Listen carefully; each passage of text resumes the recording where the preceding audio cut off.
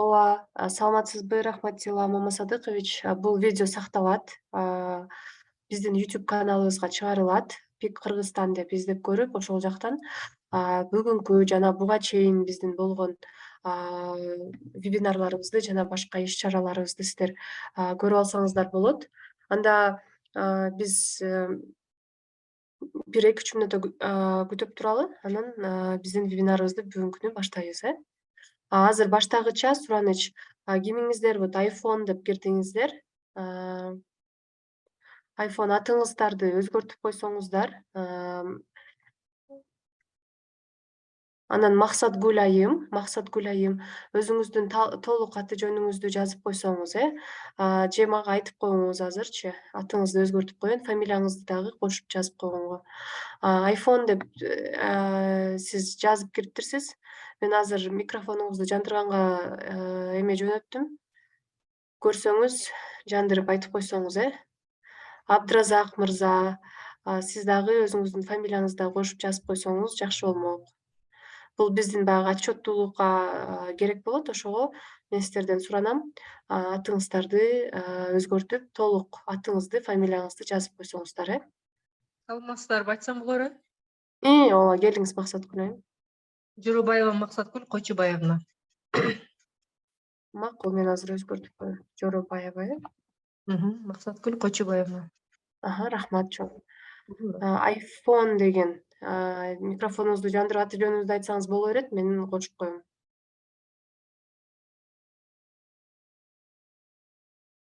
Мени укпай жатат окшойт, Абдыразак мырза. Нышанов Абдыразак мырза, саламатсызбы, биздин бүтүрүүчүбүз. Азыр видеодо сүйлөгөн. Азыр видеодо сүйлөгөн байке, Сизди жакшы угуп жатам, фамилиямды жөнөтүп койдум чаттан. Ооба, рахмат чоң. Рахмат сизге.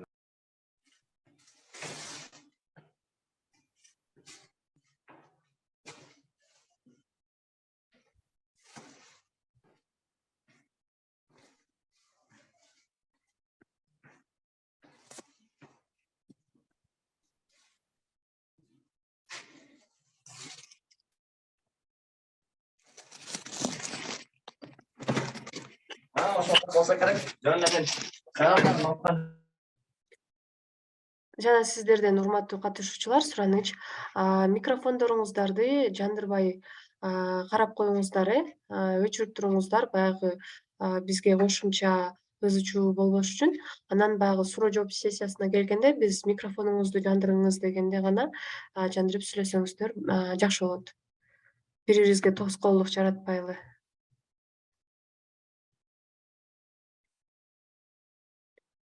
iPhone 1, 2, 3, 4, 5 деп кимиңиздер кирдиңиздер, атыңыздарды толук айтып койсоңуздар, мен өзгөртүп коеюн, Бизди угуп жатасыздар да.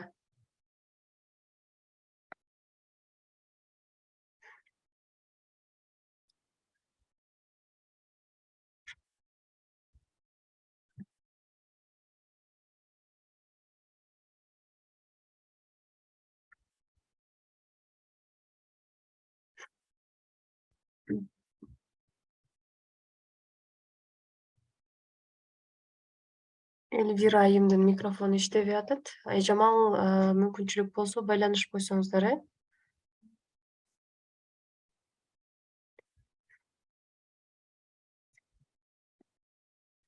Азыр адамдар аябай активно кирип башташты. Биздин убактыбыз ушул саат 2-де болчу. Чыңгыз мырза, жок, Жылдыз айым бизде кыргызча болот бул вебинарыбыз. Жана ошондой эле Чыңгыз мырза, Чыңгыз Абдылдаев, конференция канча саат болот дейт. Биз өзүбүз 1 саат, максимум 1,5 саатка расчет алганбыз. Ошого карап суроо жоопко дагы карайт да убактыңыздар.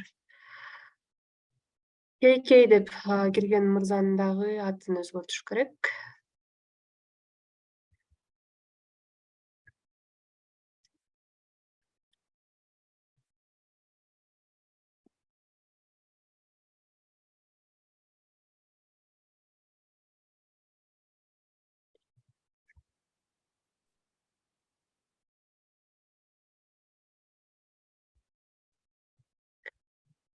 Анда азыркы бүгүнкү биздин план боюнча мен айта кетсем, биринчиден баарыңыздарга кутман күн. Бүгүн сиздер менен ушинтип онлайн жүз көрүшүп жатканыбызга кубанычтабыз. Бүгүн биздин ушул вебинарга келгениңиздерге чоң ыраазычылык билдиребиз. Бул сиздер үчүн аябай кызыктуу жана пайдалуу вебинар болот деп ишенебиз биз.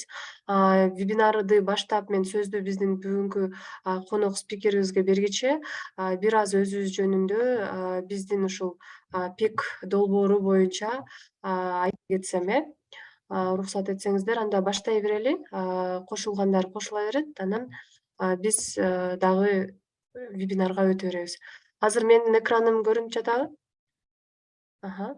Мен жакшы угулуп жатсам, анда мен тааныштыра кетейин өзүмү. Бүгүн ушул вебинарда модератор болуп, менин атым Айдана Маданбекова, Пикош бизнес инновацияларды өнүктүрүү борборунда программалар жана контент боюнча менеджер. Биринчиден ушул биздин пик борборлорубуз өзү Кыргызстанда 3 жерде жайгашкан. Биздин 3 филиалыбыз бар. Бул негизи эле ишкердикти жана инновацияларды өнүктүрүү программасынын алкагында ишке ашырылган ушул 3 борборубуз бар азыр. Пик Бишкек албетте биринчи ачылган. Пик Бишкек борбору ошол 20-жылдын башында өз ишин баштап, биринчи программаларын баштаган. Андан кийин Пикош борбору ачылып, биринчи биз онлайн иштеп, кийин ошол 21-жылы июнь айынан ошол официалдуу түрдө Ош шаарында ачылганбыз. Жана ошондой эле Каракол былтыркы жылдын декабрь айында, ошо 21-жылдан бери иш алып барып келет. Биздин негизги бул жерде максатыбыз 3 борбор болсок деле Кыргызстан боюнча өзүбүздүн ушул ишкердигибизди жалпы 7 облус боюнча жеткиребиз. Себеби өзүңүздөр билесиздер, 20-жылы пандемиянын кесепетинен биз ошол онлайн иштегенге мындай мүмкүнчүлүк түзүп койдук. Анда биз ошол өзүбүздүн программаларыбызды онлайн өткөрүп, Пик Ош борбору негизи азыркы күнгө чейин Баткен, Жалал Абад жана Ош облустарында иш алып барып келет. Биздин Пик Бишкек борборубуз бул Чүй облусу, Талас облусу жана ошондой эле Бишкек шаары боюнча иш алып барат. Караколдо биздин Пик Каракол Ысык Көл облусу, Нарын облусу боюнча иш алып барып келет. Ошентип биз азыркы күндө мындай ишкерлерге чоң мүмкүнчүлүктөрдү түзүп, биздин билимдерибиз менен бөлүшүп келебиз. Дагы айта кетсем, биздин ушул кызматтарыбыз, акселерация, преакселерация программаларыбыз бар. Эл аралык таанышуулар, байланыштар болот. Бул жака келгенде сиздер ар түрдүү адамдар менен таанышасыздар. Ошол мындай пайдалуу таанышууларды арттыра аласыздар деп ишенем. Ошол эле келечекте сиздерге мындай өзүңүздөрдүн бизнесиңиздерди дагы да өнүктүргөнгө жакшы бир өбөлгө болот. Онлайн окутуучу аспаптар деп биз азыркы күндө баягы пандемиянын уже чектөөлөрү чыгарылгандан соң биз окууларыбызды, программаларыбызды азыр биз оффлайн жана онлайн аралаш гибрид форматында өткөрүп жатабыз.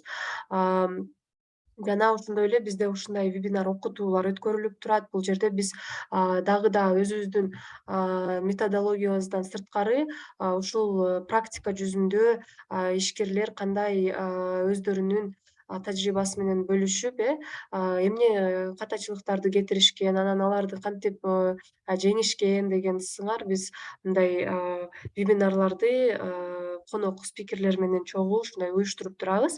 Жана ошондой эле биз бул жерде инвесторлор, демөөрчүлөр тармагы деп айта кеткенбиз. Бул жерде биз ошол жаңы адамдар менен таанышып, биздин демо күнгө биз атайын эксперттерди чакырабыз. Ошол эксперттерибиз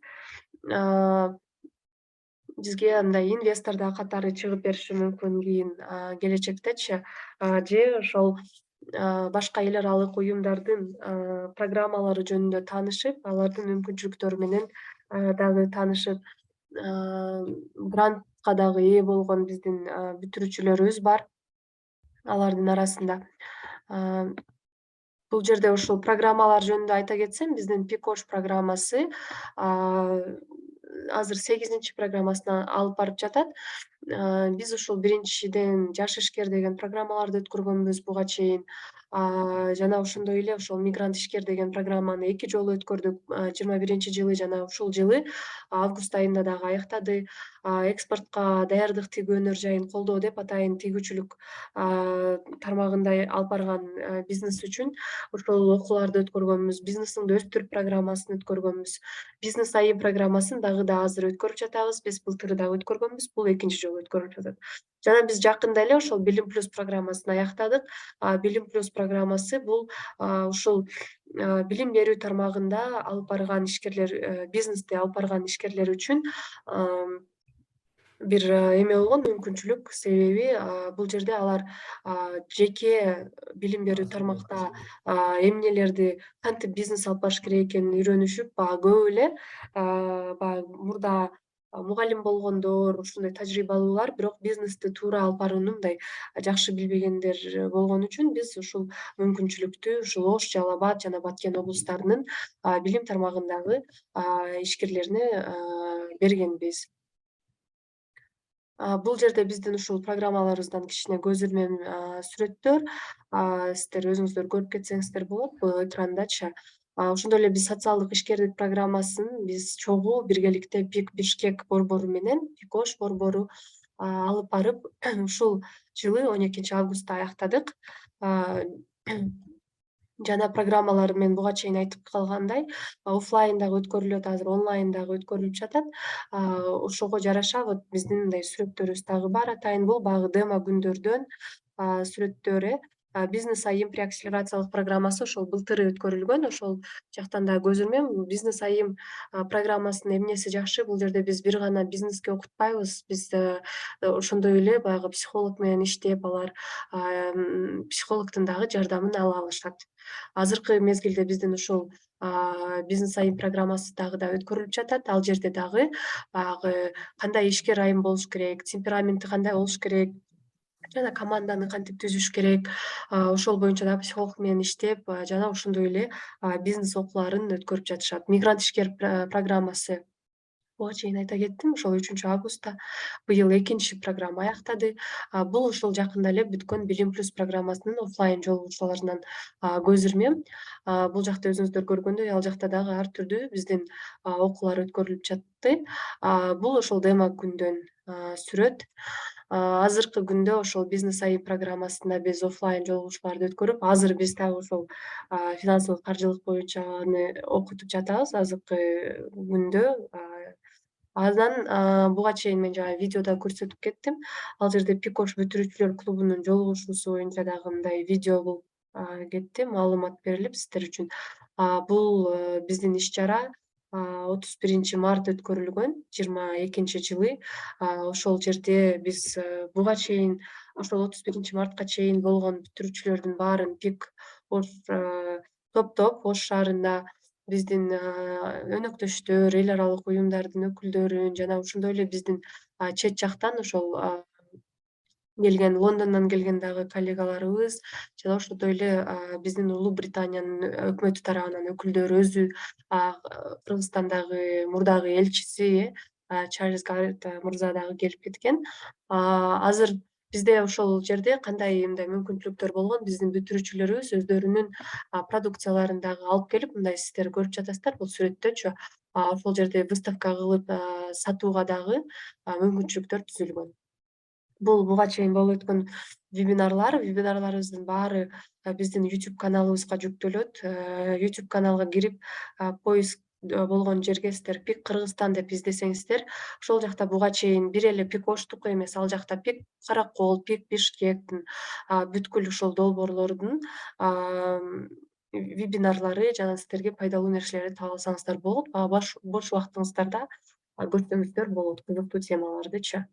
Биздин ошол ПИК Ош командасы азыркы мезгилде чогуу иш алып барып жатабыз. Бул жерде мен Айдана Маданбекова буга чейин тааныштыра кеттим өзүмө. Ошондой эле Бирмет Райымбекова жана Айжамал Килдибекова болуп чогуу иш алып барабыз. Биз Ош шаарында Ленин көчөсү 316 боюнча ошол даректе жайгашканбыз. Бул Ололо Ош деп көрсөңүздөр болот. Анан бул жакта сиздер биздин социалдык тармактагы баракчаларыбызды дагы таап алсаңыздар болот. Бул жерде YouTube, Facebook, Instagram, Telegram баракчалары жана ошондой эле Twitter и LinkedIn. Биз менен ошол чогуу бирге болуңуздар. Бүгүн мен сиздерге ошол сөздү азыр биздин конок спикерге бергиче кичине өзүбүздү тааныштыра кетели деп чечтим. Сиздердин араңыздарда баягы биздин мурда бүтүрүүчүлөр дагы бар экен. Сиздерди көргөнгө дагы аябай кубанычтамын. Бул жерде эми жаңы ушундай өткөрүп турабыз. Анда азыр мен сөздү биздин бүгүнкү конок спикерибизге бере берейин. Жалил мырза, бизди угуп жатасызбы? Мен Ооба, угуп жатам. Саламатсызбы? саламатчылык. Сизге биринчиден чоң ыраазычылык. Бүгүн бизге ошол келип, конок болуп кеткенге убакыт тапканыңыз үчүн. Жалил Мукамбетов жөнүндө кыскача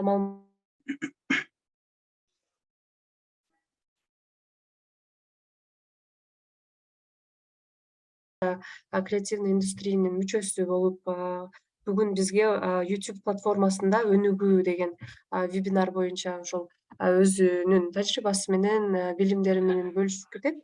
Себеби өзүңүздөр билесиздер, азыр санариптик убакыт болуп, трендтер аябай көбөйүп жатат. Биз мындай үлгүрбөй калып атабыз, ушунчалык өзгөрүүлөр болуп, анан ишкерликте бул аябай чоң охваттарды алып келип, жана кирешелерди көбөйткөнгө мындай чоң мүмкүнчүлүк түзүп берет. Ошондуктан биз бүгүн ушул YouTube платформасында өнүгүү деген темага Жалил Мукамбетовдон ушул вебинарды угалы. Мен сиздерден азыр суранып кетейин. Жаңы келгендер болсо, атыңыздарды толук фамилия атыңыздарды жазып өзгөртүп коюңуздар. Жана вебинар убагында эми микрофонуңуздарды өчүрүп койсоңуздар болот. Видеону жандырам десеңиздер боло берет. Анан биз суроо жооп сессиясына келгенибизде, албетте Жалил мырза өзү айтат, ошондо сиздер чатка жазсаңыздар болот сурооңуздарды, же ошо кол көтөрүп очередьке туруп дегендей бул жакта онлайн дагы микрофонуңуздарды, видеоңуздарды жандырып сурооңуздарды берсеңиздер болот. Анда сөз сизге, Жалил мырза. Чоң рахмат. Саламатсыздарбы? Угулуп атамбы? Жакшы эле. Ооба, жакшы угуп жатасыз. Эми баштайын. Мен атым Жалил Мукамбетов. Мен Тентек студиянын негиздөөчүсү жана башкы директорумун. Тентек деген студия, биз анимация менен алекпиз. Анимацияны социалдык тармактарга чыгарабыз. Биздин долбоорлорубуз Кыргызстандын тарыхы жана Манас долбоору 2020-да чыккан жана бул жылы, кийинки жылы уже 5-январда экинчи сезондун жарыясы болот.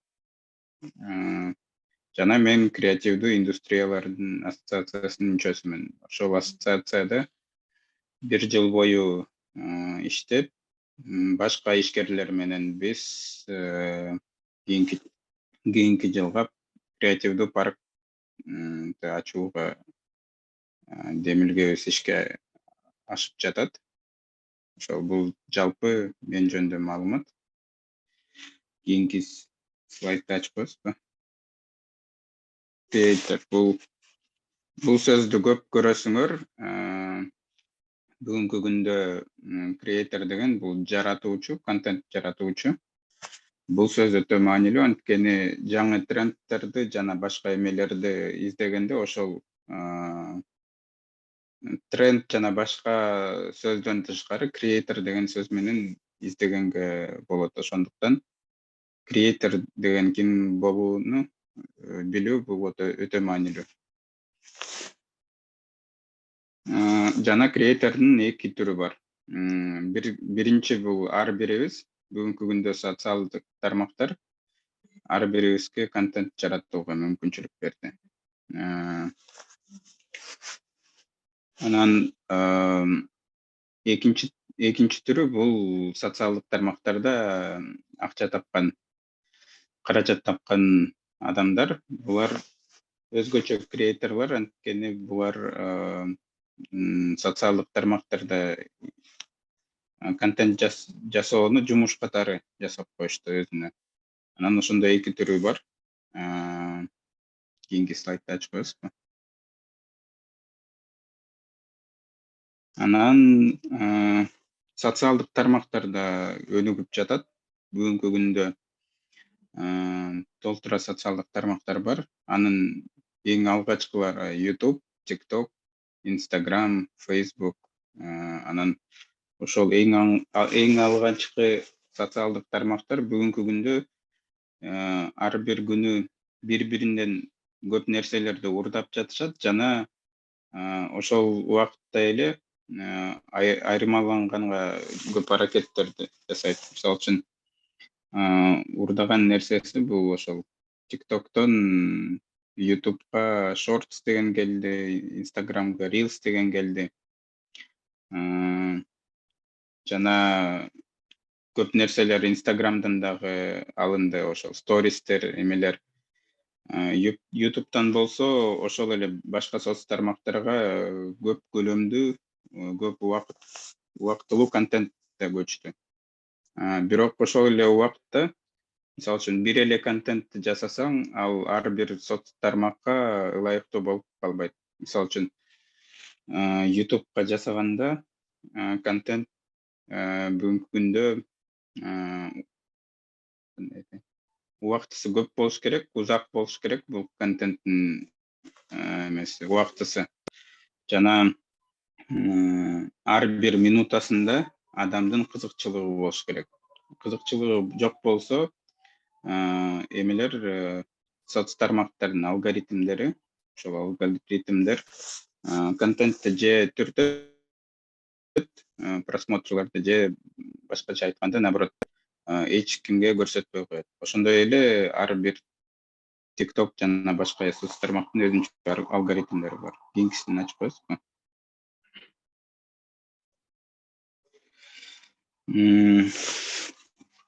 Ар бир соц тармак бүгүнкү күндө каражат табууга мүмкүнчүлүк берип атат. Мисалы үчүн биз Кыргызстанда ал мүмкүнчүлүктөрдү көп көрбөйбүз, анткени бизде жалпысынан рынок чоң эмес, кичинекей деп эсептелет. Европада болсо, мисалы үчүн Европада же Америкада YouTube'ду көрсөңөр, толтура эмелер чыгат, рекламалар чыгат. Ар бир компаниянын рекламалары чыгат. Жана мисалы үчүн ал рекламаны көрбөш үчүн YouTube'дун колдонуучулары акча төлөшөт. Андан тышкары, мисалы үчүн акча төлөп, ошол рекламалар чыкпай калат.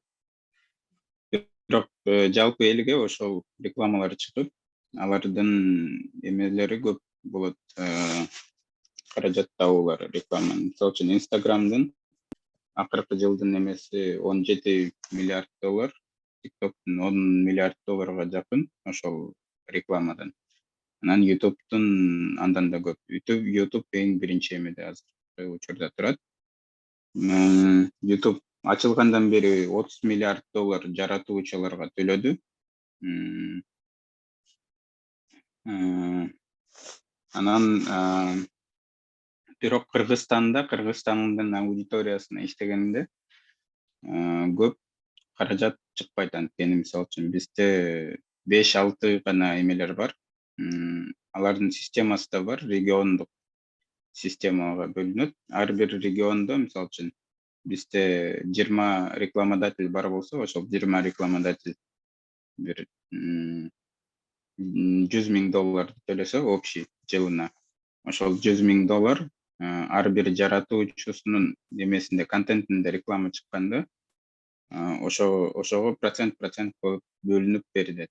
Ошондуктан мындай, бизде көп просмотр алсаң деле $100, $200 деген акча гана чыгат көбүнчө. Ошондуктан бүгүнкү күндө рынок кичинекей болгондуктан, кыргыз тилдүү, орус тилдүү рынок, анан орус тилдүү рынок санкциялар менен жабылган үчүн бүгүнкү күндө YouTube'дун рекламасынан акча табыш кыйын болуп калды. Кийинкисин ачып коесузбу?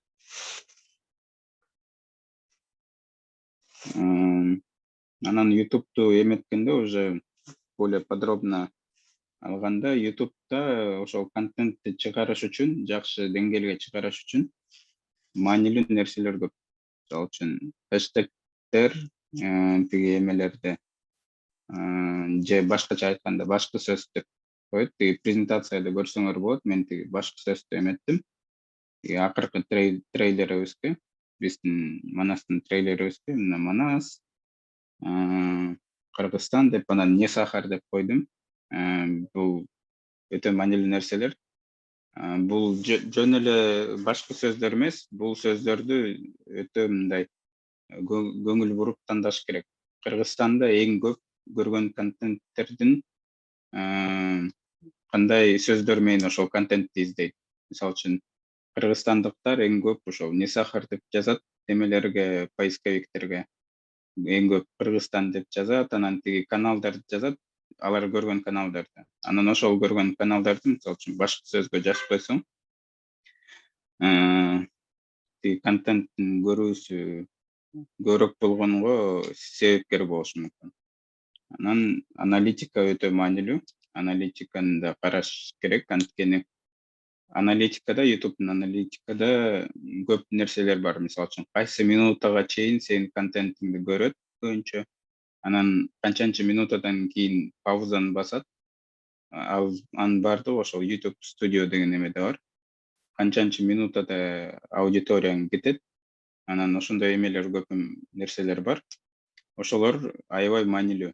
Мисалы үчүн ошол контентти анализ кылганда, мисалы үчүн сиздин контентиңизди 2 минут гана көрсө, демек сиздин контентиңиз 2 минутка эле мындай кызыктуу болот. Ошондуктан 2 минуттук контент жасоого аракет кылыш керек.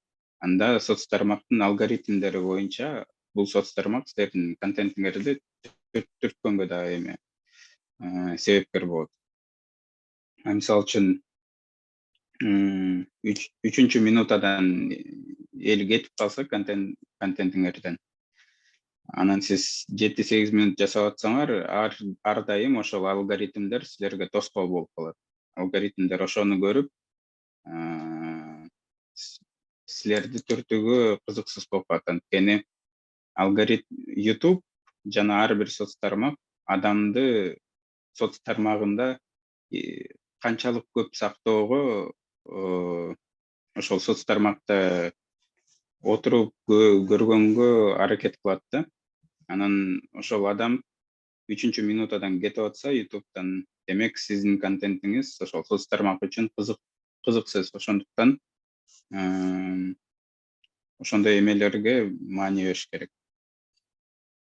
YouTube'да өзгөчө, мисалы үчүн ар бир соц тармакта айтканда, YouTube'да өзгөчө узун контентти көргөн кирет. Ал жакта Shorts деген бар, азыр популярдуу болуп атат, бирок негизги аудитория, YouTube'дун негизги аудиториясы 40 минут, 30 минут, 20 минут көрүүгө даяр.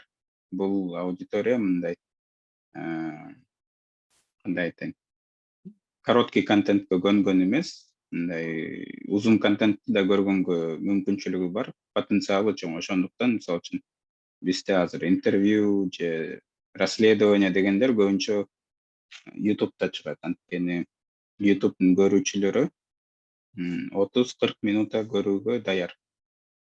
Анан ар бир минутасы маанилүү дегеним, ар бир минутусунда бирдемке болуш керек, мындай завлекающий эме. Балким ар бир минутада болбосо деле, контентиңер 10 минут болсо же 20 минут болсо, мындай ар бир 2 же 5 минуттун эмесинде, аралыгында кызыктуу эмелер болуш керек да, аудитория мындай кайта кызыгып, пауза баспай көргөндөй. Анан алгоритмдер өтө маанилүү. Алгоритмдер мындай, мен азыр так айта албайм, алгоритмдер мындай тигиндей, анткени алгоритмдер ар бир 3 ай, 6 ай өзгөрөт. Мисалы үчүн TikTok'тун алгоритмдери ноябрда өзгөргөн. Азыр англис тилди билсеңер, азыр жаңы чыгып атат, кандай алгоритмдер иштеп жатат. Это көп эмелер, жаратуучулар алгоритмдер дагы деле түшүнбөй жатышат, ошол өзгөрүүлөр кандай киргенин. Ошондуктан алгоритмде мындай карап туруп, кандай өзгөрүүлөр болду өтө маанилүү. Анан англис тилди билсеңер же англис тилди бирөө жаныңарды билсе, ошол алгоритмдерди англис тилде эң көп контент бар. Алгоритмдер өзгөрүү боюнча. Орус тилде деле бар, бирок алар мындай акыркы маалыматка көбүнчө таянбайт, акыркы маалыматтарга. Ошондуктан англис тилде издеген жакшы. Алгоритмдер ошол мен айткандай эле жалпы алгоритмдер өзгөрбөйт. Мындай ар бир минутасында кызыктуу болуш керек же мындай көрүүчү пауза баспаш керек же пауза басып койсо деле кийин көрүп коюш керек. Ал аягына чейин көрбөсө, демек контент кызыксыз. Анан ошол алгоритмдер, жалпы алгоритмдер алар көп деле өзгөрбөйт. Бирок эмелер дагы бар. Мисалы үчүн лайк баскан эмелер, кайсынысы ошол ар бир 3-6 ай өзгөрөт.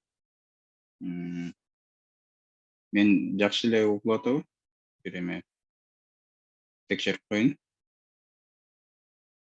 Ооба, Жалил мырза, жакшы эле угуп жатасыз. Ошол алгоритмдер өзгөрүп жатат дайыма. Анан ошол алгоритмдердин эмеси бар да. Мисалы үчүн YouTube'да колокольчик баскан бул эң жакшы эме. Мисалы үчүн колокольчик баскандар көп болсо, демек ошол YouTube каналды эң биринчи көргөндөр көп адам болот. Анан демек силердин контентиңер кызыктуу, демек YouTube силерге жардам берет. Мисалы үчүн биз Манас чыгарганда биринчи сезонду, биринчи серия ошол алгоритм менен гана чыккан. Ал 5 күндүн ичинде 100 000 просмотр алды. Алгоритмдер өздөрү жардам беришти. Анткени Манастан мурда бизде Кыргызстан тарых деген проект бар болчу. Анан колокольчик, лайк баскандар, коммент жазгандар көп болчу. Анан ошонун бардыгы Манаска жардам берди. Жана эмоциялар маанилүү. Эң акыркы эмени эмоцияны жазып койдум. Ар бир нерседе контент жасагандан тышкары эмоционалдык эмени сакташ керек. Ал уже мындай жалпы бир совет.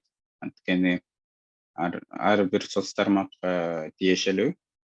Мисалы үчүн жөн эле бирдемкени айтып атса, ал кызыксыз болуп калат. Эмнеге мисалы үчүн бизде көбүнчө жаңылыктарды көрөт, урушкандарды көрөт же мисалы үчүн тиги зима не будет же башка нерселерди көрөт. Анткени адамга эмоциялар аябай маанилүү. Анан эмоция берген нерселерди ар бир контент жасаганда ошону да эметиш керек, ойлонуш керек. Кандай эмоция берет, кандай мисалы үчүн биринчи минутада же 5-чи минутада кандай эмоцияны аудиторияга беребиз. Кийинки слайдты. Мына бул Кыргызстандын YouTube блогерлери, силерге көбүнчөсү белгилүү окшойт. Анткени булар аудиториялары 200, 300 000, 400 000, аларды бардыгы билет окшойт. Ниса Фара, Кыргызстан онлайн, Нурлан Мирзаматов. Анан бүгүнкү күндө бизде мындай ошол YouTube каналдарды көргөндө мындай эмени бир сүрөттү эметип койсо болот. Кандай контент көбүнчө Кыргызстандын аудиториясына кызыктуу. Кыргыз тилге келгенде, орус тилге келгенде бизде интервью форматы аябай мындай эме популярный болуп атат. Интервьюларды көп көрүп атат. Анан расследовательский журналистика. Эң көп каналдар 3 тармактан: расследовательский журналистика, жаңылык жана интервью берүү. Анан демек бул мисалы үчүн биз көп жерде бизнести деле жасаганда эме деп ойлонобуз. Тиги тармакта эч ким жок, демек мен көп просмотр алам. Бирок соц тармактардын эмеси андай иштебейт. Соц тармактардын эмеси наоборот көп көргөн аудиторияны көбөйтүүгө аракет кылат жана жардам берет. Ошол көп көргөн аудитория бар жерлерде башка контент жаратуучуларга ошол контентке жакын бирдемке жасап койсоң, сага жардам берет. Анткени бул аудитория YouTube'да бар, бул аудитория YouTube'га белгилүү жана ошол эмелерди такташ маанилүү. Ошондуктан контент жасагандан мурун мен да бир карап коюш керек, кандай контент, кайсы тилде кандай контент көбүрөөк болуп атат. Бүгүнкү күндө мисалы үчүн тиги жаңылыктар эми калемперди чыгардым. Эмеге тиги катып айтты, президент тигиндей айтты, бул депутат тигиндей айтты деген эмелер көп эмелени көрүп атат. Демек, мындай ойлогондо, мындай жаңылык форматка жакын бирдемкени жасаса болот деген эмени болот. Бирок силерде контент башка болсо деле, бизнес жөнүндө болсо же эме, ошол форматка жакын, ошондой популярдуу болуп калатса, демек заголовоктор маанилүү же башка нерселерди карап бир аз эметиш керек да, алардан алыш керек. Анткени бул каналдардын аудиториясы чоң жана бул каналдарда уже аудитория бар. Ошол кийинки слайдка коебузбу?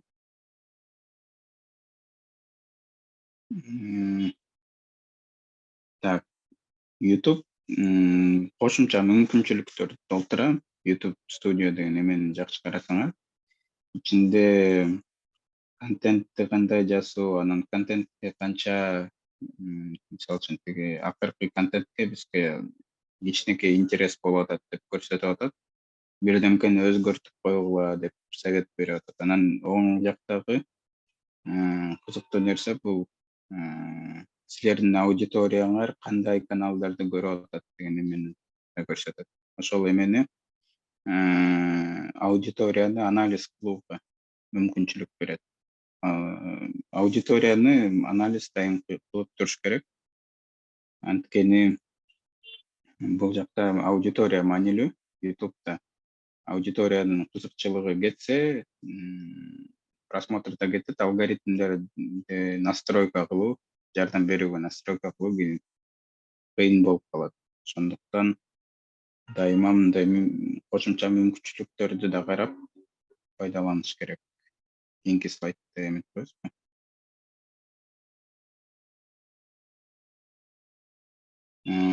Анан YouTube'да жана жалпы бардык соц тармактарда бүгүнкү күндө автордук укук өтө маанилүү болуп баратат. Ар бир жылы ошол автордук укук боюнча жумуш көп болуп атат. Ошондуктан бирөөнүн контентин алганда же бирөөнүн контентинен кадр алганда өтө маанилүү караш керек. Бизде мисалы үчүн көп жерлерде биз мисалы үчүн көрүп жатабыз, кайсы канал биздин контентти колдонуп атат.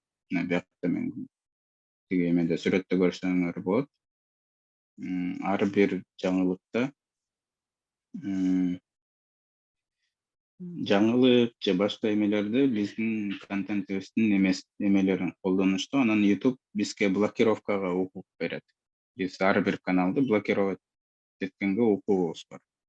Ошондой эле башка каналдын эмелерин колдонсоңор, аларга деле ошондой келет. Анан силер мисалы үчүн 100 000 просмотр алганда бир кичинекей кадр киргизген үчүн мындай блокировка койсо, силердин каналыңарга жаман болот, кайта алгоритмдерге да жаман болот, просмотрлор түшсө. Ошондуктан автордук укукка өзгөчө көңүл буруш керек бүгүнкү күндө.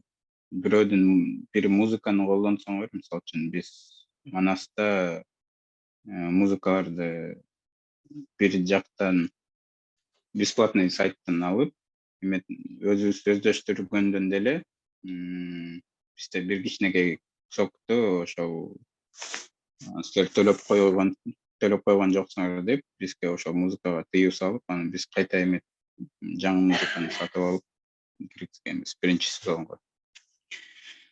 Анан ар бир жылы ошол автордук укук боюнча жумуш курчуйт, кыйыныраак болот. Ошондуктан көңүл буруу өтө маанилүү. Кийинки слайдка. Ошол. Анан бүгүнкү күндүн жаңы тренди бул вертикальный видеолор. Вертикальный видео деп коет. Мурда горизонтальныйны көрсөк, YouTube'да бүгүнкү күндө TikTok революция жасап койду. Ошол ооба, YouTube Studio орус тилинде да болот. Кечирип коесуз, мен тиги англисче көргөндүктөн англисче кылып койдум, чтобы сразу кнопка эмелердин баардыгын табыш үчүн. Ошо анан бүгүнкү күндө ошол тиктоктор революция жасап койду. Анан тиктокту баардыгы улап коюшту. Инстаграмда рилсти киргизди, ютуб деген шортсторду киргизди. Ал контент башкача контент. Мисалы үчүн бүгүнкү күндө мобильный катталуучулар көбүрөөк болгондуктан ютуб аларга да маани берип ошол шортсту жасап атат. Анан шортсту жасаган контент бир аз башкача болуш керек. Жана шортс жалпысынан ютубка алгоритмдерге жардам берет.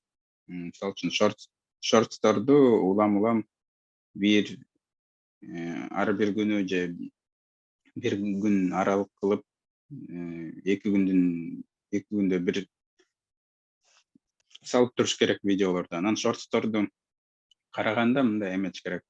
Мисалы үчүн 15 секунданы көрсө эл ошол 15 секунданы гана жүктөш керек. Демек 15 секундадан көбүрөөк кызыксыз болуп калып атат, 15 секунданы көрүп жатышат эл. Анан ошентип контентти тандаш керек. Анан ар бир күнү бир контентти киргизип туруш керек. Анан ошол шортсту көбүрөөк көрсө, тиги ютубтун чоң видеосуна да жардам берет. Жана экинчи жактан силер мисалы үчүн чоң контент жасабасаңар, кичинекей эле рекламаларды жасасаңар, өзүңөрдүн бизнесиңерге, мисалы үчүн силерде кафе бар, башка эмелер болсо, силерге керектүү учурлары чоң видеодон тышкары ошол мындай шортс эле жакшы болуп калат да. Шортсторду киргизүү, кичинекей рекламаларды кылуу. Ошондуктан мындай шортстор бүгүнкү күндө жаңы мүмкүнчүлүктөрдү берип атат. Кийинки слайдты ачып коесузбу? Анан тиктокко өтүп атабыз. Тикток, YouTube Shorts, Reels'te ниша маанилүү. Ар бир контент нишаларга бөлүнөт. Ал TikTok киргизген эмелер, эрежелер, алар азыр башка соц тармактарга да көчүп жатат. Мисалы үчүн фитнес жасагандардын бул бир нишасы, же тамак жасагандар бул бир ниша. Анан нишалуу продукт жасаганга мүмкүнчүлүктөр көбүрөөк болуп калат. Демонстрация көрүнбөй калды деп айтышат. Нишалуу эмелер жакшыраак өтөт. Ошол кичинекей шортсторго, мисалы үчүн силер бий жасасаңар, бий эле жасаганыңар жакшы. Мисалы үчүн бий жасап, анан башка толтура контенттерди киргизсеңер, силерде аудитория көрбөйт. Андан тышкары соц тармактагы силерге жардам бербейт.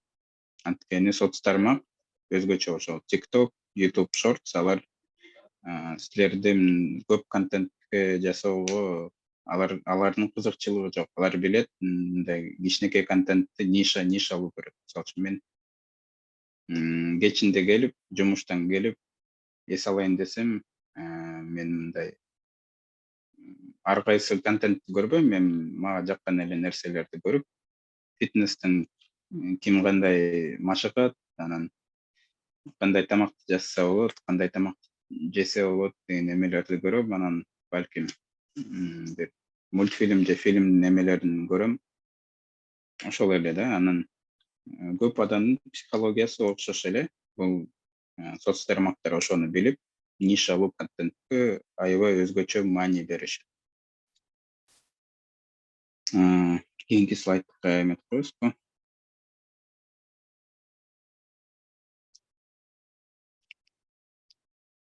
Ооба, ошол ноябрда TikToктун алгоритмдери да өзгөргөн.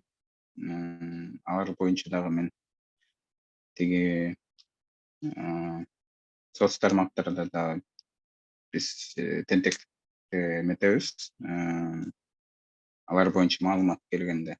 Негизи мен ошол мындай ар бир 3 ай, жарым жыл ар бир соц тармактын алгоритмдери өзгөрөт.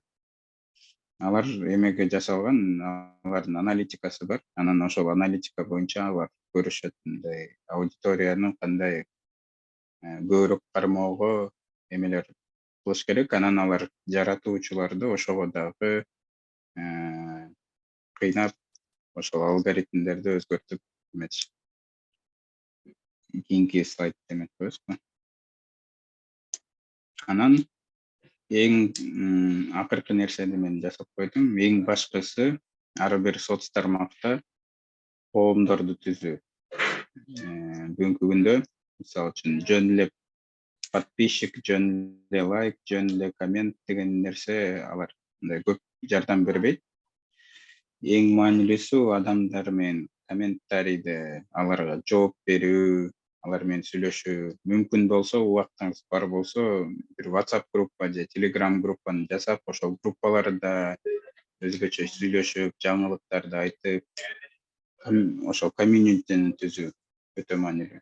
Ошол комьюнити коом бар болсо, алардын артына көп демилгеңерге, көп долбоорлоруңарга адамдар келет. Мисалы үчүн YouTube деле бир комьюнити деген бир баскычы бар.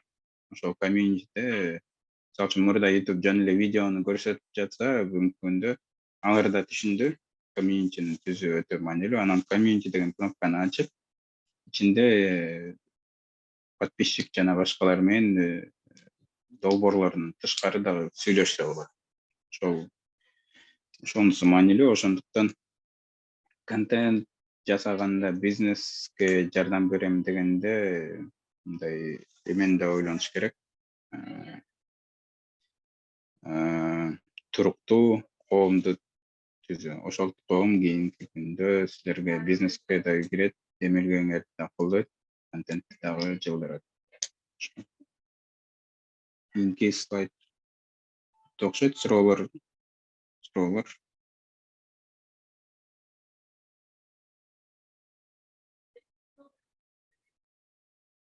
Жалил мырза, анда келиңиздер.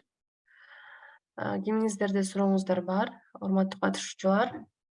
Берерсеңиздер болот. Биз чатты дагы текшерип коелу. Чатта краудфандингди YouTube'да колдонсо болобу деген суроо бар экен. Краудфандингде болот, бирок бизде көбүнчө YouTube'да өзүндө эмеси жок азырынча. Мындай бир эмеси. YouTube аркылуу киргизген акча. Бирок тияка мындай контентке 50 сом жана башка эмелерди жазса болот, же краудфандинговый платформаларда эметип койсо болот. Контенттин ичине же описаниясына. Макул. Чоң рахмат. Жана дагы бир Жыргал деген биздин катышуучубуз жазып кетиптир. Саламатсыздарбы? Кыргыз тилиндеги хэштег канчалык эффективдүү? Катталуучуларды билим берүү тармагындагы каналдарга тартуу кандай ыкмалары бар дейт. Хэштег маанилүү. Мындай хэштег боюнча жана поиск боюнча ал соц тармактар эметет да. Мисалы үчүн бир хэштегти көп колдонсо, ошол хэштегке соц тармак өзү мындай көрүп түшүнөт да. Соц тармактарда эмелер бар да, искусственный интеллекттер иштегендер эмелер. Алар өзү түшүнөт, бул контентке кызыгуу көп экен, хэштегтер аркылуу, поиск аркылуу. Анан ошол контентке мындай жардам берет да. Анан ошол хэштегти жасаганда, конечно, мисалы үчүн Кыргызстан деп бир башка мамлекетте Дубайды чыгарсаңар, конечно, эч ким көрбөйт. Анан силердин хэштегиңер жарабай калат. Мындай ылайыктуу болгонго да эметиш керек да. Демек, жана локация. Жалил мырзанын локацияны дагы туура көрсөтүш керек баягы кыргыз тилиндеги хэштег эффективдүү болуш үчүн, ушинтип айтайын деп атасыз. Макул. Дагы ошол катталуучуларды билим берүү тармагында каналдарга тартуу кандай ыкмалары бар дейт. Катталуучуларды тартууга мисалы үчүн музыкальный каналдар жакшы жасайт. Музыкальный каналдар Lo-fi деген музыкасы бар, алар жумуш үчүн музыка. Отуруп иштеп, ошол музыканы угуп коюп, ал сага мешать этпейт.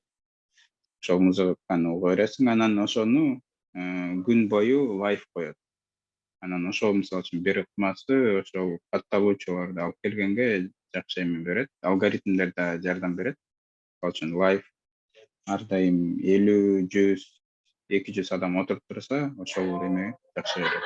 Андан тышкары башка эмелер WhatsApp группалардан эметсе болот. Биз мисалы үчүн Кыргызстанда күчтүү эме экен да, биз тиги өзүбүздүн контентибизден көрүп WhatsApp группалардан көп таратат биздин контентибизди. Анан ошол WhatsApp'тан келип атканда соц тармак көрүп,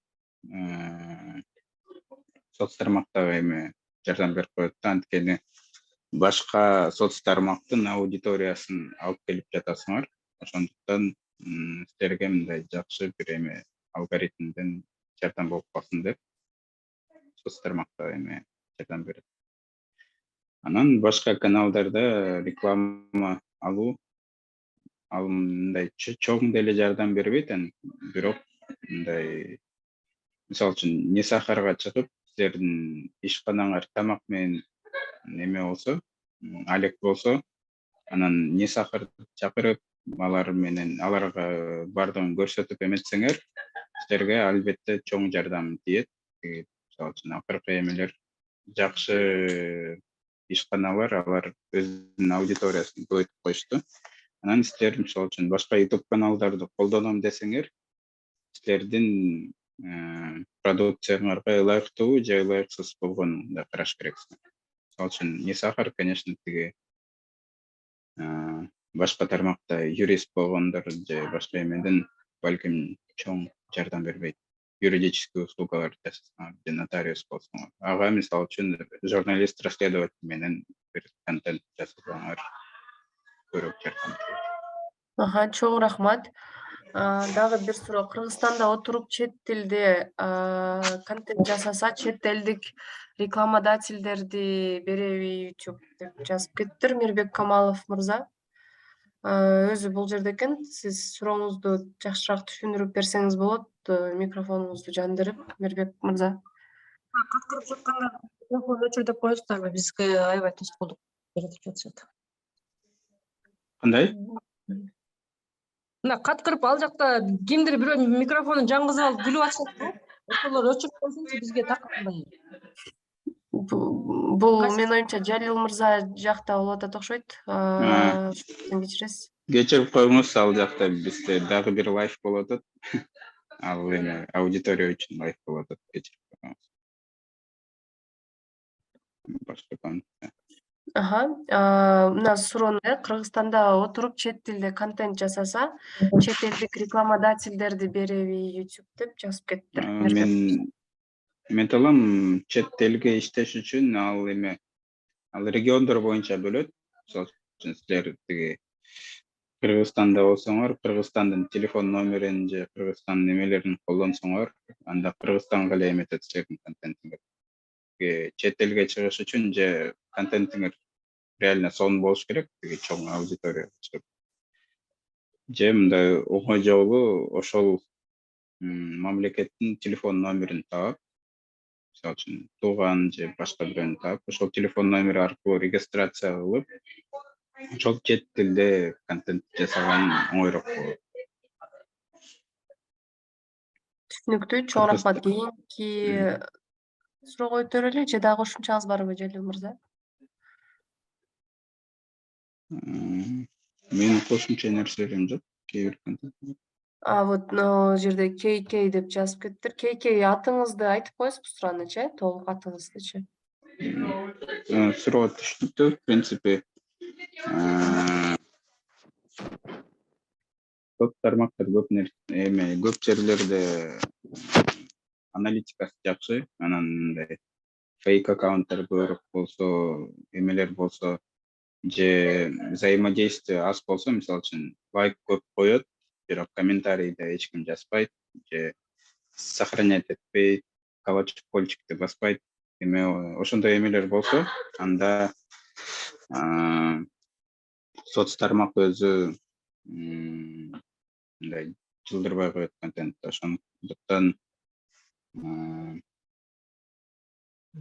бүт оценкалары даже жакшы болуп калса, мындай өтө маани бериш керек, кандай аудитория отуруп атат, ошол аудитория менен сүйлөшүп, комьюнити түзүп, мындай эме текшерип туруш керек да.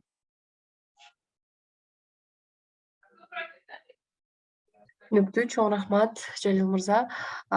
Бул жерде Амирбек Садиров жазып кетиптир, саламатсызбы, суроону ушул жерге жазабызбы деп.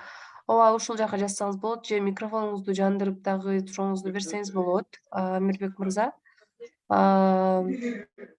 Так, Мирбек мырза жазып кетиптир, просмотрлорго YouTube акча төлөгөнү мифпи деп. Ал миф эмес, бирок алар просмотр үчүн төлөбөйт, алар рекламодатель үчүн төлөйт. Мисалы үчүн Саламатсыздарбы? Саламатчылык. Суроо берсем болобу? YouTube'дан сурайын дедим эле. Азыр детский контент жөнүндө айтып кетесизби? Кандай болуп атат? Мисалы 2022 жылычы. Мен билгенден 2018 жылдарынан баштап жаңы закондор кирип, баягы кыйындай баштаганда жаңы канал ачуу кыйындап кеткен. Анан азыр 22 жылы кандай болуп атат дегенчи. Ал кыйын болот, анан кыйыныраак да болуп калат кийинки жылы. Мен билишимче мындай детский контентке алар көп эмелер ограничение киргизет, анткени детский контентти эме алар контролдош керек, тиги эмелер, мыйзамдары бар, Американын мыйзамдары бар. Бул соц тармактардын баардыгы биринчи жолу Америкада эметет, катталат да. Анан ошо катталуудан өткөндөн кийин Американын мыйзамдарына баш ийет, ошондуктан Американын мыйзамдары азыр ошол детский контент боюнча курчуп эметип, детский канал ачыш анча деле кыйын эмес, бирок өтө маанилүү көп нерселерге баа бериш керек. Мындай мыйзамдары кандай, ошол YouTube'дун инструкцияларын көп окуш керек. Биз мындай көп окубайбызбы, узун болуп. Бирок ошол инструкцияны жакшы окуп, кандай контентти киргизбеш керек, кандай контент киргизиш керек, ошонун баардыгын жакшы чыгарыш керек. Анан тиги суроого да эметейин. Өткөн суроо, просмотрлорго YouTube акча төлгөн мифпи? Ал миф эмес. Просто ал рекламодательден болот. Мисалы үчүн Кыргызстанда Ошканы билем, анан Ошкадан тышкары дагы бир-эки эмени көргөм, компанияларды. Алар YouTube'да реклама сатып алат. Ар бир реклама там 1 минутасы бир темке $20 ошондой эмелер бар, расценкалар бар. Анан алар бир нече минутаны сатып алат. Анан ар бир каналга ошол реклама жүктөлөт. YouTube'дун рекламасы. Анан ошол рекламаны көргөндө ошол акча каналга келет. Мисалы үчүн биздин каналыбызда ошол Ошканын рекламасын 100 жолу көрсө, ошол 100 жолу көргөнгө ошол эмеге келет. Так ар бир просмотрга деле акча келет, бирок ал мындай көп деле акча эмес. Биз мындай 4,5 миллион просмотр жазсак, канча жылдын ичинде ал эмеге бир $500-600 эле келген. 4,5 миллион просмотр. Анча деле көп эмес, анын убактысы көп болгон да. И то азыркы учурда тиги просмотрлорго азыраак акча чыгып калды. Андай эмес. Байыр болуп иштегенде Россияда заказ алыш үчүн реклама берсек. Рахмат, анан кечиресиз, дагы бир суроо бар эле. Мисалы американский YouTube боюнчачы жөнөкөй кадамдар бул жерде маанилүү болуп атат да. Мисалы бир адам канал ачты дейли. Анан бул жерде алгоритмдер кандай, мисалы ошол каналдын контентин тааныйт да, жакшы эме алып кетиш үчүнчү каналды. Мисалы нөлдөн баштап эч ким билбейт да бул каналды. Мисалы мен мынтип ойлойм да, мисалы детский американский контент болсо, 30 күн күнүгө бирден контент салса, бул YouTube'дун алгоритмине мындай бир аз ылайыктуураак болобу депчи. Же дагы башка жолдор барбы? Мисалы мен ушул жолду ойлойм да, мындай туура болобу депчи. Мисалы күнүгө бирден үзбөй контент салыш 30 күн депчи. Же 10 саат сайын салыш керекпи, кандай? аны проверка кылып туруш керек. Мисалы үчүн убактысында караш керек. Мисалы үчүн бир жума контентти салсаңар, ошол бир жуманын ичинде караш керек. Мисалы үчүн бир күнү саат 3-тө коюш керек, экинчи күнү саат 4-тө, үчүнчү күнү саат 5-те. Анан ошол убактысында көрүш керек. Кайсы убакытта көбүрөөк адам кирип атат. Анан ар бир күндө эменисин дагы караш керек. Динамикасын караш керек. В принципе, ар бир күнү киргизүү ал деле туура нерсе, бирок ошол рынокко киргенден мурун бир аз эмелерди караш керек. Нишевый контент, кандай контент көбүрөөк көрүп атат. Ошол детский контенттин ичинде деле алар айырмаланат да. Мисалы үчүн ырлар бар, же жөн эле мультиктер бар, же мындай оюнду айтып берген контент бар. Анан ошону караш керек да, кайсы контент кызыктуураак ошол аудиторияларга. Анан ошол тиги хэштег башкы сөздөрдү баардык эмелерди карап, ошолорду дагы туура эме настраивать этиш керек да, ошол эме аудитория. Алар көргөндөй эметкенде. Анан ошол нишевый контентке киргенде силерге түрткүлөр көбүрөөк болуп калышы мүмкүн. Рахмат, түшүнүктүү. Рахмат. Байер болуп иштегенге Россиядан заказ алыш үчүн кантип реклама берсек. Байер дегенди мен жакшы билбейт экенмин ким. Бирок ошол эмени түшүндүрүп коесузбу, байер деген кимди? Так, бул жерде Нурадил жазып атат, Россиядан заказ алыш үчүн кантип реклама берсек дейт. Бул жерде баягы байер болгондор азыр жанагы мисалы масс-маркет брендтердин магазиндери бизде жокко, Желил мырза, Кыргызстанда Zara, H&M, анан бизде байер болуп, өздөрү өз алдынча ишкер болуп иштеп, алар ошол сайттардан сатып алышып, анан бул жака алып келип мындай заказдарды алып сатып атышат да. Ошолорду байер деп азыр тренд болуп кетти деп ойлойм. Анан ошондой эле жанагы Wildberries'те дагы азыр бар го, ошондой байер болуп иштегендер дагы. Нурадил мырза, өзүңүз дагы микрофонду жандырып, балким деталдуу түрдө сурооңузду берип кетесиз. Суроону түшүндүм окшойт. Саламатсызбы? Туура эле айттыңыз, ошондой эле. Тиги рекламаны бергенде көбүрөөк эмелерди карасаңар болот. Мисалы үчүн силердин жумуш тиги брендтер менен болсо, Zara тигиндей болсо, микроинфлюенсер деген азыр түшүнүк бар. Аны айтканды унуттум. Микроинфлюенсер бул мындай 10-15 миң, 20 миң, 30 миң аудиториялар менен болгон блогерлер. Анан ошо брендтер үчүн кийим менен алек болгондор, мода менен алек болгондорду ошондой кичинекей аудиториялар менен иштегендерди өтө мындай жакшыраак караш керек да, анткени алар аркылуу микроинфлюенсерлер аркылуу ошол реклама жакшыраак кетиши мүмкүн. Ошондуктан ошолор аркылуу болушу мүмкүн, же ошол эле тиги чоң каналдар болсо деле кийим менен жакын болгон сферадагы блогерлерди эметиш керек. YouTube'да рекламаны алыш, мен билбейм кандай, мисалы үчүн YouTube'га төлөп рекламаны эметсеңер, чоң киреше келеби же кичинекей киреше келеби, заказдар келеби? Анткени Россиядан кирген эме мындай эме тажрыйба эч кимде жок да, мен билгенде. Краудфандингти YouTube'да колдонсо болобу? YouTube'да колдонсо болот. Ал эме YouTube'дун мыйзамдарына каршы келбейт. Биз деле колдонгонбуз, эмелери бар. Бирок YouTube өзү мындай краудфандинговый платформаны азырынча мындай көп эметпейт, өнүктүрбөйт. Ошондуктан силер краудфандинг жасасаңар, эл сом аркылуу же О деньги аркылуу же өзгөчө Patreon деген платформалар аркылуу эметсеңер болот. YouTube, TikTok, Instagram кайсында монетизация жеңил жана көбүрөөк? Бүгүнкү күндө монетизация YouTube'да жеңилирээк окшойт. TikTok монетизациясы мындай бул региондо еще эме жакшы белгилүү эмес, анткени TikTok өзү жаңыраак болуп калды соц тармак. Анан TikToктун жалпы рекламалык контракттары азыраак. Мен айткандай, өткөн жылы 10 миллиардка жакын топтошту рекламадан, бүт дүйнөдөн. TikTok, Instagram 17 миллиардка жакын. Анан тиги YouTube болсо алардан да көбүрөөк, бирок маалымат толук жок, где-то 30 миллиардка жакын окшойт акчасы.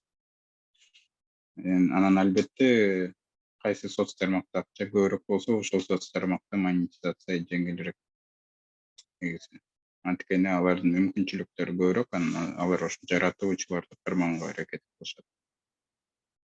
Поэтому YouTube'да бүгүнкү күндө мүмкүнчүлүк көбүрөөк, бирок балким жарым жылдын же 1 жылдын ичинде көп нерселер өзгөрүшү мүмкүн. Ошондуктан TikTokко да, Instagramга дагы көңүл буруп тургула.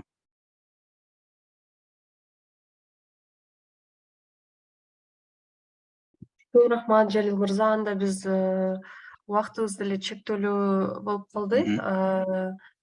Сиздерге, урматтуу катышуучулар, дагы бир ирет чоң ыраазычылык билдиребиз. Бүгүнкү вебинар сиздер үчүн пайдалуу жана кызыктуу болду деп ойлойбуз. Жалил мырза, сизге да чоң рахмат. Аябай Ооба. сонун маалымат берип кеттиңиз. Бул жакта баары сизге ыраазычылык билдирип чатта жазып жатышат. Анда Чоң рахмат. бул вебинарыбызды биз дагы записке коюп, YouTube'га чыгарабыз. Биздин YouTube каналга бир 2 күндүн ичинде чыгып калат. Сиздер ошол жактан дагы көрсөңүздөр боло берет. Анда сурооңуздар жок болсо, вебинарды аяктай берели, Анын суроолор да болсо, тиги соц тармактарга жазылып, мен убактым болгондо жооп берем. Сизге кийин берип койсом болот соц тармактарымды. Сиз бул жактан айтып койсоңуз деле болот, себеби сизди адамдар таап алсын. Биздики бул балким чыгарып коесуз экрандан.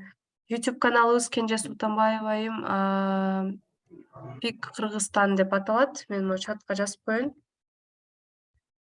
Пик Кыргызстан деп издесеңиз эле биздин канал чыгат. Тиги Ятентек деген.